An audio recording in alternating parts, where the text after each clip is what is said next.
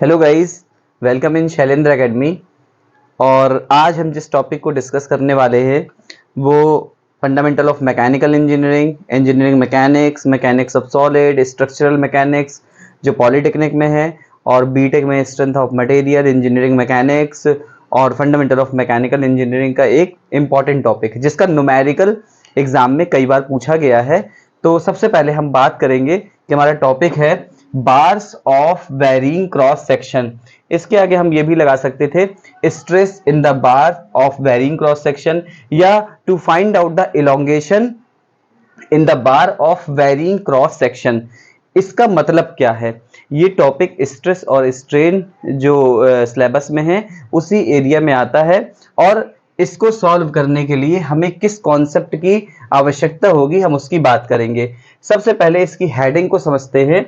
Bars of varying cross section का मतलब है कि ये देखिए, ये एक फिगर आपके सामने बना हुआ है। इस फिगर को अगर आप देखेंगे तो ये बार है, ये अलग अलग मटेरियल का भी बना हो सकता है, सेम मटेरियल का भी बना हो सकता है, और हमें अपनी जरूरत के हिसाब से हम इसको बनाते हैं। लेकिन न्यूमेरिकल में हमें फाइंड आउट करना है कि अगर इस बार पे जो वेरिंग क्रॉस सेक्शन का है, अगर इस पे विभिन्न प्रकार के फोर्सेस लग रहे होंगे तो इसकी लेंथ में क्या चेंज आएगा। Total change in the length of the bar of varying cross section. हमें क्या निकालना होगा? Change in length of the bar. ये जो चेंज इन लेंथ है, हमें इस बार की चेंज इन लेंथ निकालनी होगी। वो घट भी सकती है और बढ़ भी सकती है, डिपेंड करेगा कि नेचर ऑफ फोर्स क्या है, कंप्रेसिव है कि टेंसाइल है या दोनों है, तो किसमें किसका प्रभाव ज्यादा है।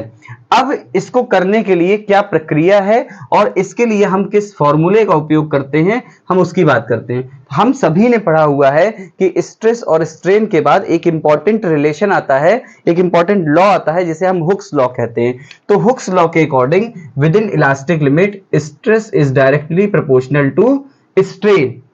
स्ट्रेस को हम जानते हैं P अपॉन ए लिख सकते हैं। साइन ऑफ प्रोपोर्शनलिटी हटाते हैं तो E आता है जो मॉडुलस ऑफ इलास्टिसिटी है, और स्ट्रेन को हटाते हैं, मतलब स्ट्रेन को चेंज करते हैं तो इसका फॉर्मूला है डेल्टा एल अपॉन एल।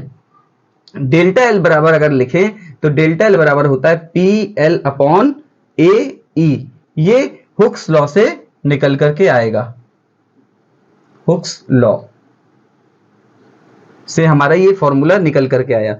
और हमने अभी ऊपर यही लिखा हुआ है कि we have to find out the change in length of the bar of varying cross section. इसके अलावा इसमें और भी चीजें पूछ ली जाती है, इंपॉर्टेंट तो यही है, लेकिन अलग अलग जो बार्स हैं चाहे जिस भी मटेरियल के हों उन पे क्या स्ट्रेस डेवलप होगी। कभी कभी फोर्सेस जो लग के आते हैं तो उसमें फोर्स को बैलेंस करके हमें फोर्स की वैल्यू निकालनी होगी, कभी डायमीटर। तो ये छोटे छोटे उसी में एक दो पॉइंट जुड़ जाते हैं। बेसिकली हमें यही निकालना होता है कि to find out the change in length of the bar.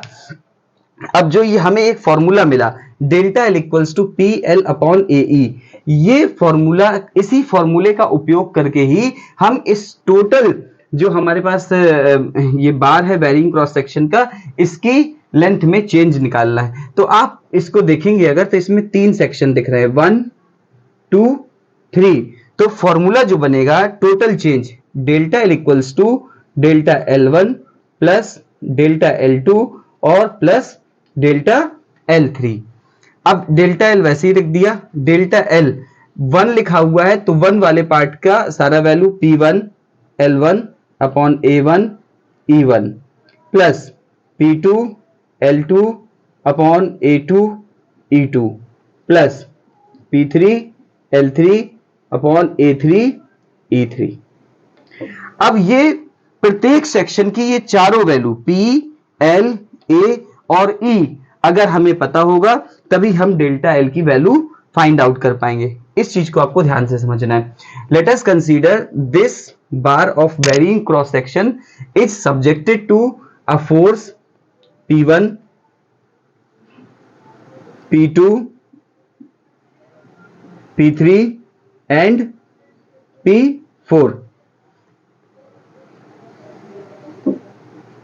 L1 is the, let us consider that this is 20 kilonewton, P3 equals to 40 kilo newton, P2 equals to 30 kilo newton and P4 equals to also 30 kilo Newton.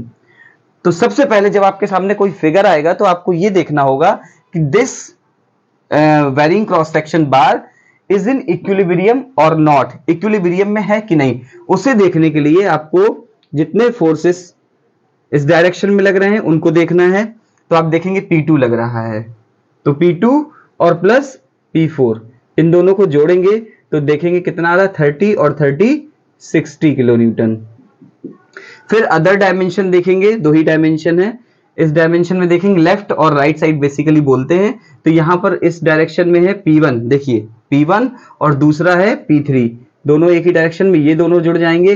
P1 की value है 20 kilo Newton और P3 की value है 40 kilo newton, तो total हो गया 60 kilo Newton. आप देखेंगे इस डायरेक्शन यानी कि राइट साइड में लगने वाले फोर्स 60 किलो न्यूटन और लेफ्ट साइड में लगने वाले फोर्स भी 60 किलो न्यूटन है। तो जब दोनों फोर्सेस मींस बैलेंस होगा तभी इस बार में चेंज इन लेंथ आएगा। अगर किसी भी डायरेक्शन का फोर्स ज्यादा हुआ तो उसी डायरेक्शन में बार ही मूव कर जाएगा, फिर चेंज इन लेंथ हम नहीं निकाल पाएंगे। तो सबसे पहले हमने देखा कि बार हमारा इक्विलिब्रियम में है। अब जब बार इक्विलिब्रियम में है तो हमने इसमें और चीजें कंसीडर करी, फिर हम इसको बताते हैं आपको। L1 मान लेते हैं 1 मीटर, 1.5 मीटर एंड इसको मान लेते हैं 0.75 मीटर। एरिया आप देखें, अगर ये क्रॉस सेक्शन पूरा यूनिफॉर्म होता, जो ये बीच वाला पोर्शन है अगर इसी तरीके से पूरा यूनिफॉर्म होता, या 1 होता या 2 होता या 3, तो हम इसका एरिया A1 बराबर A2 बराबर A3 कर देते। बट यहां पर आप देखेंगे कि इसका क्रॉस सेक्शन दूसरा है। क्रॉस सेक्शन मींस ये देखने में साइज इसका दूसरा है, इसका साइज दूसरा है, इसका साइज दूसरा है, इसलिए A1 इसका एरिया होगा, A2 इसका एरिया होगा और A3 इसका होगा। मान लेते हैं कि इसका डायमीटर दिया है 10 मिलीमीटर, इसका डायमीटर दिया हुआ है 7 मिलीमीटर और इसका डायमीटर दिया हुआ है 12 मिलीमीटर। अब हमें इस तीनों बार के अलग अलग सेगमेंट के डायमीटर दिए हुए हैं, तो फिर हम सबसे पहले देखेंगे एरिया। चूंकि डायमीटर दिया है इसलिए डायमीटर के केस में एरिया π/4 d1 स्क्वायर, A2 का एरिया π/4 d2 स्क्वायर और A3 का एरिया π/4 d3 स्क्वायर। इस तरीके से हम एरिया अलग अलग निकालेंगे। यहां पर एक पॉइंट कंसीडर करने वाला है कि अगर ये बार यूनिफॉर्म क्रॉस सेक्शन का होता, जो आपको अलग अलग साइज दिख रहे हैं, अलग अलग साइज ना दिख करके अगर ये बार बिल्कुल सेम होता है, इसका क्रॉस सेक्शन भले ही 3 बार आपस में होते लेकिन इस तरीके से सेम होता, तो A1 बराबर A2 बराबर A3 ले लेते, तीनों बराबर होते। लेकिन यहां पर जो हमें फिगर बना हुआ है उसमें A1 बराबर A2 बराबर A3 नहीं होगा, इसलिए अलग अलग एरिया इस तरीके से निकालेंगे। आप यहां देख सकते हैं L1 आपको 1 मीटर दिया हुआ है, आपने लिख दिया 1 मीटर, L2 1.5 मीटर 1.5 मीटर और L3 आपको दिया हुआ है 0.75 मीटर। अब अगर ये बार तीनों 1, 2 और 3 अलग अलग मटेरियल के बने हुए हैं, ध्यान से सुनिएगा, अलग अलग मटेरियल के बने हुए हैं, जैसे मान लीजिए ये बना हुआ है स्टील का, ये बना हुआ है एल्यूमिनियम का और ये बना हुआ है कॉपर का। तो अगर ये तीनों मटेरियल अलग अलग हैं तो E1 का वैल्यू अलग, E2 का वैल्यू अलग और E3 का वैल्यू अलग होगा। लेकिन अगर बोल दे कि पूरा का पूरा बार सेम मटेरियल का है, स्टील जिसको हम मानते हैं, तो फिर आपका E1 बराबर E2 बराबर E3 बराबर E हो जाएगा। लास्ट बचता है फोर्स, P1 क्या होगा, P2 क्या होगा और P3 क्या होगा, जो सबसे इंपॉर्टेंट है और उसको समझना है। इसको समझने के लिए हम इन तीनों बार को अलग अलग बना देते हैं। यहां तीनों बार को अलग अलग पहले इससे निकाल करके बनाते हैं और बिल्कुल आसान है, समझ में आ जाएगा आपको। मान लीजिए ये 3 बार 1, ये 2 और ये 3 है। आपको कुछ नहीं करना है, सिंपल सबसे पहला वाला बार देखना है। इस पे लेफ्ट डायरेक्शन में, जिस डायरेक्शन में, चाहे बाहर की तरफ चाहे अंदर की तरफ, जैसा भी फोर्स लग करके आए आप 1 में लगा दीजिए। लगा हुआ है सेम, कितना दिया है 20 किलो न्यूटन, और इसके अपोजिट भी सेम आपको 20 किलो न्यूटन लगा देना है, कोई कुछ ज्यादा दिक्कत नहीं।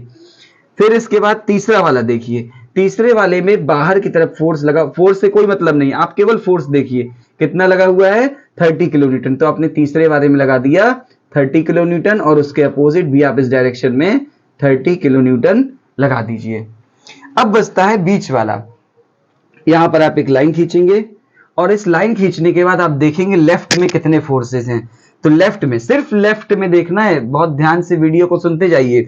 लेफ्ट में आपको देखना है कि यहां पर एक फोर्स लग रहा है 20 किलो न्यूटन जो इस डायरेक्शन में है, और एक फोर्स इधर अंदर की तरफ लग रहा है 30 किलो न्यूटन। तो सबसे पहले तो आप देखेंगे कौन सा बड़ा है 30 किलो न्यूटन, और लेकिन अपोजिट डायरेक्शन में 20 किलो न्यूटन है। तो जो फाइनल इफेक्ट आया अंदर की तरफ वो कितना हुआ 10 किलो न्यूटन अंदर की तरफ। तो हमने इधर अंदर की तरफ लगा दिया 10 किलो न्यूटन। अब ये जाहिर सी बात है कि इधर से भी 10 निकल करके आना चाहिए। तो आप इसके राइट में भी देखिए, देखिए इधर लगा हुआ है, अब केवल राइट का देखना है फोर्स, एक फोर्स ये है और एक फोर्स ये है। अंदर की तरफ है 40 किलो न्यूटन और बाहर की तरफ है 30 किलो न्यूटन।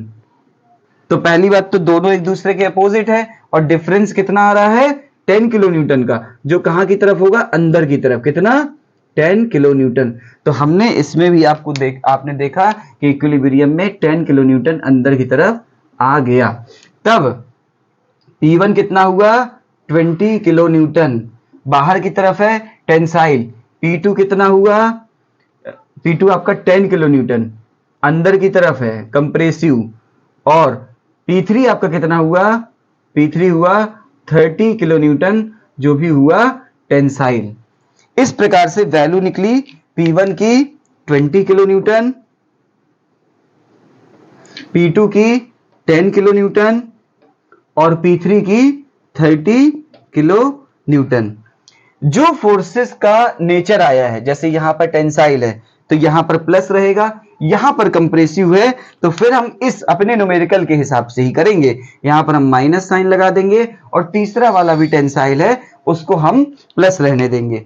अब यहां पर आपको P1, P2, P3 की वैल्यू मिल गई, L1, L2, L3 की वैल्यू मिल गई। एरिया में अगर हम बात करें A1, A2, A3 की वैल्यू, हम डायमीटर की वैल्यूज को पुट करके निकाल लेंगे, और लास्ट में बचता है E1, E2, E3। अगर पूरा बार अलग अलग मटेरियल का है, अगर पूरा बार अलग अलग मटेरियल का है तो उस केस में E1 और E2 और E3 की अलग अलग वैल्यू दी हुई होगी। लेकिन अगर मटेरियल सेम है पूरे बार का तो फिर E1 और E2 और E3 बराबर होगा। तो इस प्रकार से जब सारी वैल्यू पुट करेंगे तो डेल्टा एल की वैल्यू आप यहां से प्लस माइनस जो भी आएगा, टोटल चेंज इन लेंथ निकल करके आ जाएगा। लेकिन जो सबसे बड़ी समस्या एक आती है वो ये आती है कि यूनिट, हमें यूनिट चेंज करना बहुत आवश्यक है। जैसे मान लीजिए कि आपको जो E की वैल्यू दी होगी, अब इस क्वेश्चन से हम बाहर आते हैं, मान लीजिए E की वैल्यू दी है 200 GPa, और आप जो चेंज इन लेंथ ये निकालेंगे ये मिलीमीटर में निकलेगा। GPa का मतलब 200 इंटू जी हटाएंगे 10 टू द पावर 9 लगाएंगे, Pa का मतलब पास्कल न्यूटन पर मीटर स्क्वायर, बट चूंकि मिलीमीटर में हमको निकालना है तो हम 200 into 10 to the power 9 newton. अब मिलीमीटर में बदलना है तो 1 मीटर बराबर 1000 मिलीमीटर।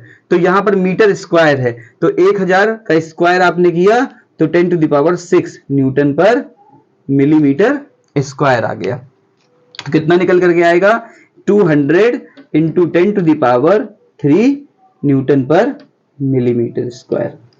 ये जैसे लेंथ L मीटर में दी हुई थी तो आपको इन सभी को मिलीमीटर में बदलना होगा। यहां पर आप 1000 मिलीमीटर कर देंगे, यहां पर 1500 मिलीमीटर कर देंगे, और इसी तरह यहां पे 750 मिलीमीटर कर देंगे। P आपको अगर किलो न्यूटन में दिया है तो आपने सब में 10 टू द पावर 3 का मल्टीप्लिकेशन कर देना है। जैसे 20 है तो 20 into 10 to the power 3 newton, 10 है तो 10 into 10 to the power 3 newton, और 30 है तो 30 into 10 to the power 3 newton कर देना है। तो P समझ में आ गया, L समझ में आ गया। डायमीटर आपको मिलीमीटर में ही दिया हुआ है तो आपको कहीं कुछ चेंज करने की जरूरत नहीं है। A1 आएगा मिलीमीटर स्क्वायर में, ये भी आएगा मिलीमीटर स्क्वायर में, और ये भी मिलीमीटर स्क्वायर में। जब तक सारी ये चारों values P1, L1, A1, E1, P1 तो न्यूटन में रहेगा, लेकिन L1, A1, E1 आप किसी भी यूनिट में रखें, मीटर में रखें, मिलीमीटर में रखें, सेंटीमीटर में रखें, बट ये सारी की सारी जो क्वांटिटी हम यहां पर ले रहे हैं वो सारी क्वांटिटी ही सेम यूनिट में होनी चाहिए। तब आपका आंसर, अगर आप मिलीमीटर में करते हैं तो मिलीमीटर में सही आंसर आएगा। और जब आप आंसर देखेंगे तो अगर जैसे ये 1 मीटर का है, ये 1.5 मीटर का है, तो ये आप समझिए 1 मीटर इतना लंबा होता है, लेकिन जब चेंज आएगा वो मिलीमीटर में आएगा और बहुत ही छोटा चेंज आएगा। इसका मतलब आप समझिए कि अगर हम फोर्स लगाते हैं तो जो चेंजेस आते हैं वो बहुत ही ज्यादा कम होते हैं, जो हम नॉर्मली ऐसे नहीं मेजर कर सकते हैं। तो ये पूरा कॉन्सेप्ट है बार ऑफ वेरिंग क्रॉस सेक्शन का, जिसमें कुछ चीजें इंपॉर्टेंट हैं। सबसे पहले इन फोर्सेस की अलग अलग वैल्यूज को फाइंड आउट करना, क्योंकि अगर हम फिगर देखेंगे तो इसमें 1 बार, 2 बार और 3 बार है, लेकिन P1, P2, P3 और P4 लगा हुआ है। तो जब इतने सारे फोर्सेस हैं तो हम कहेंगे 3 बार में 4 फोर्सेस, तो उनको कैसे निकालना है इसको एक बार फिर से समझिए कि जो सबसे पहला वाला बार है उसके लेफ्ट साइड पे जो भी फोर्स लगा हो, कंप्रेसिव लगा हो, टेंसाइल लगा हो, जितनी भी वैल्यू है, आप 1 को फिगर अलग से बना करके लिख दीजिए। उसके मतलब उस पे ये देखिए यहां पर टेंसाइल फोर्स लग रहा था, आपने इसमें टेंसाइल लगा दिया, उसके अपोजिट वही लगा दीजिए। फिर आप तीसरा वाला बार देखिए, यहां पर आपने देखा कि बाहर की तरफ 30 किलो न्यूटन लग रहा है, आपने बाहर की तरफ 30 किलो न्यूटन लगा दिया, और इसके बाद बच रहा है केवल बीच वाला सेक्शन। इस बीच वाले सेक्शन की अगर हम बात करें तो बीच वाले सेक्शन की आपको लेफ्ट में देखना है कि यहां पर 20 किलो न्यूटन और यहां पर 30 किलो न्यूटन। तो 20 बाहर की तरफ 20 दिख रहा है, 30 अंदर की तरफ अंदर। अब चूंकि दोनों अपोजिट में है तो 10 किलो न्यूटन ही बचेगा, तो 10 आपने अंदर की तरफ लगा दिया, जो इस तरफ से आएगा। अगर बार इक्विलिब्रियम में है तो यहां से भी दूसरी तरफ से सेम आएगा जो आपने देखा। तो इस पूरे कॉन्सेप्ट में 2 चीजें इंपॉर्टेंट हैं। सबसे पहले फोर्सेस की अलग अलग वैल्यूज फाइंड आउट करना, एक है आपका इसका formula P1 L1 upon A1 E1, और उसके बाद सबसे इंपॉर्टेंट है कि अगर आपको आंसर बिल्कुल सही लेकर के आना है, क्योंकि क्वेश्चन बहुत टफ नहीं आएगा, अगर आपको आंसर सही लेकर के आना है तो आपको यूनिट सारी सेम रखनी होगी। ये पूरा कॉन्सेप्ट है वेरिंग क्रॉस सेक्शन का। कब A1 A2 A3 बराबर होंगे? यदि पूरा क्रॉस सेक्शन यूनिफॉर्म है। दूसरी चीज, अगर P सिर्फ बाहर यहां फोर्स और यहां फोर्स दिया हुआ है तो सिंपल P1 बराबर P2 बराबर P3 हो जाएगा। तीसरा, अगर पूरा का पूरा बार सेम मटेरियल का बना हुआ है, लाइक एल्यूमिनियम, कॉपर या फिर किसी भी स्टील का बना हुआ है, तो E1 बराबर E2 बराबर E3 होगा। और यदि लेंथ भी सेम है तो L1 बराबर L2 बराबर L3 होगी। तो हमने इस वाले टॉपिक पे बात की इसके कॉन्सेप्ट की। अब AKTU में या फिर बोर्ड में जो भी क्वेश्चन आया होगा उन क्वेश्चंस को हम उनकी प्रॉब्लम को लेकर के नेक्स्ट वीडियो में सॉल्व करेंगे। ये पहले देखना जरूरी है ताकि आप प्रॉब्लम्स को भी आसानी से सॉल्व कर सकते हो। तो मिलते हैं नेक्स्ट वीडियो में जिसमें हम इसकी प्रॉब्लम को सॉल्व करेंगे। वीडियो पसंद आया तो लाइक कीजिए, चैनल में नए हैं तो सब्सक्राइब कीजिए। मिलते हैं नेक्स्ट वीडियो में। Thank you so much.